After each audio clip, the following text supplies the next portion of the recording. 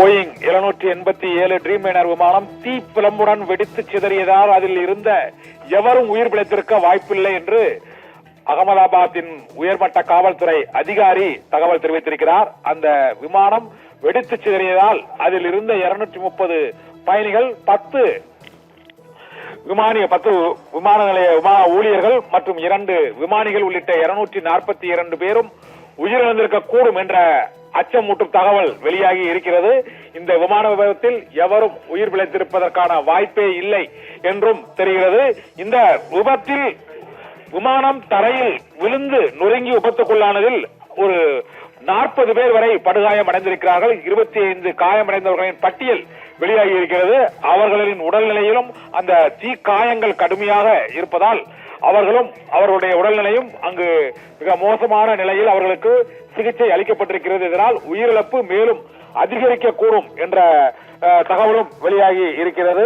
இந்த விமான விபத்தில் 30 to 40 பேர் வரை அந்த விமானம் விழுந்து நொறுங்கிய அந்த இடத்தில் ஏற்கனவே அந்த கட்டடங்களில் இருந்தவர்கள், அந்த பிஜே மெடிக்கல் காலேஜ் ஹாஸ்டல், அந்த உணவு விடுதி ஆகியவற்றில் இருந்தவர்களும் இதில் படுகாயம் அடைந்த நிலையில் மருத்துவமனையில் அனுமதிக்கப்பட்டிருக்கிறார்கள். அவர்களில் சுமார் 20க்கும் மேற்பட்டோர் படுகாயம் அடைந்த நிலையில் மருத்துவமனையில் அனுமதிக்கப்பட்டிருக்கிறார்கள். அவர்களுக்கு தீவிர சிகிச்சை அளிக்கப்பட்டு வருகிறது. இந்த விமான விபத்தை பொறுத்தவரை அந்த விமானத்தில் பயணம் செய்த அனைவருமே உயிரிழந்திருக்கக்கூடிய ஒரு அபாயமான ஒரு அச்சமான சூழ்நிலை ஏற்பட்டிருக்கிறது என்றும் காயமடைந்தவர்களுக்கு ஒரு 40 பேர் காயமடைந்த நிலையில் மருத்துவமனையில் சிகிச்சை பெற்று வருகிறார்கள். அவர்களில்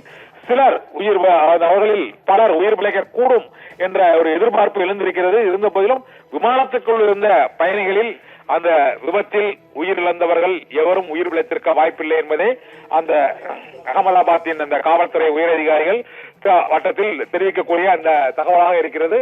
மற்றும் இந்த விமான விபத்தில் இப்போது மிக முக்கியமான மற்றொரு செய்தி வந்திருக்கிறது. இந்த விமான விபத்திற்கான காரணத்தை கண்டறியும் அந்த கருப்பு பெட்டி இப்பொழுது கண்டறியப்பட்டிருக்கிறது. இந்த கருப்பு பெட்டியில் தான் கடைசி நேரத்தில் ஏற்பட்ட அந்த தொழில்நுட்ப கோளாறு மற்றும் விமான கட்டுப்பாட்டு அறையுடன் விமானிகள் பேசியது, பயணிகளுக்கு விடுக்கப்பட்ட அந்த எச்சரிக்கை, மேடை எச்சரிக்கை உள்ளிட்ட பல்வேறு அந்த அவசர கால அறிவிப்புகள் இந்த கருப்பு பெட்டிக்குள் பதிவாகி இருக்கும். கருப்பு பெட்டியில் பதிவான அந்த தகவல்களின் மூலமாகத்தான் இந்த விபத்து ஏற்பட்டதற்கான உண்மையான காரணம் என்ன என்பது குறித்த அந்த முழுமையான தகவல்கள் வெளியாகும் என எதிர்பார்க்கப்படுகிறது. அந்த கருப்பு பெட்டியில் உள்ள தகவல்களை வைத்துதான் அடுத்த கட்ட விசாரணையை மேற்கொள்வார்கள். ஏனென்றால் அண்மை காலத்தில் இந்தியாவில் ஏற்பட்ட மிக மோசமான ஒரு விமான விபத்தாக இந்த விபத்து கருதப்படுகிறது. இந்த விமானம் புறப்பட்ட சில நிமிடங்களில் தீப்பிழம்புடன் வெடித்து சிதறியதால் அந்த விமானத்துக்கு உள்ளிருந்த அனைவரும் என்றால் கிட்டத்தட்ட பல ஆயிரம் லிட்டர் பெட்ரோல் அந்த வெடித்து சிதறும் போது ஏற்பட்ட வெப்பத்தின் அளவால் ஒரு சில வினாடிகள் அந்த வெப்பத்தின் தாக்கம் உடலில் ஏற்பட்டால் கூட உயிரிழக்கக்கூடிய, உடல் உறுப்புகள் செயலிழக்கக்கூடிய அளவுக்கு அந்த வெப்பத்தின் தாக்கம் மிகப்பெரிய அளவில் இருக்கும் என்பதால் அந்த விமானம் வெடித்து சிதறிய அந்த நொடியில் அந்த விமானத்தில் இருந்த பயணிகள் அனைவருமே மிக மோசமான நிலையில் காயமடைந்து அந்த உயிர் திறந்திருக்க கூடும் என்ற அச்சமான தகவல் எதிர்பார்ப்பு இருக்கிறது. அவர்களில் மீட்கப்பட்டவர்களின் உடல்கள் மற்றும் ஒரு 170 பேர் வரை இதுவரை மீட்கப்பட்டிருப்பதாகவும் 200க்கும் மேற்பட்டோர் இதில் பலியாகி இருக்கக்கூடும். அதில் 242 பேருமே அந்த விமானத்தில் பயணித்த அனைவருமே எவரும் உயிர் பிழைத்திருக்க வாய்ப்பு இல்லை என்றும் கருதப்படுகிறது. காயமடைந்து சிகிச்சை பெற்று வரும் அந்த 40 பேருமே மிகுந்த காயத்தோடு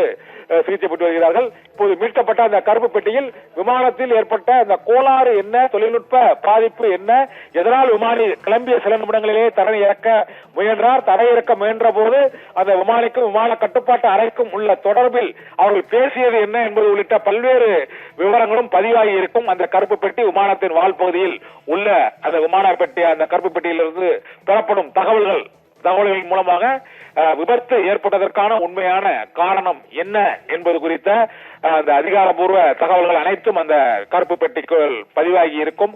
விமானிகளும் விமான கட்டுப்பாட்டு அறையும் அந்த கடைசி நேர இறுதிக்கட்ட அந்த போராட்டம், விமானத்தை தரையிறக்குவதற்கான இறுதிக்கட்ட முயற்சி, தொழில்நுட்ப பிரச்சனைகள், விமான பயணிகளுக்கு விடுக்கப்பட்ட எச்சரிக்கை, தரையிறக்குவதற்கான கடைசி நேர கட்டளை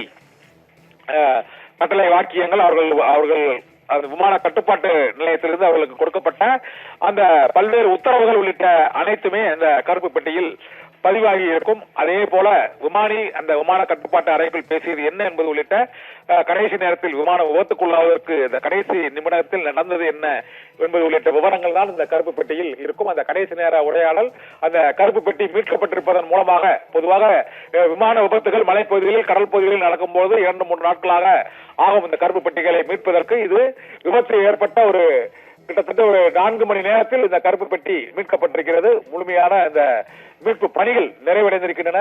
அந்த நிலையில் விமானத்தில் விபத்தில் அந்த இத்தனை பயணிகள் உயிரிழப்புக்கு காரணமான அந்த காரணம் என்ன என்பது குறித்து அந்த கருப்பு பெட்டியில் அனைத்து விவரங்களும் இருக்கும் என எதிர்பார்க்கப்படுகிறது.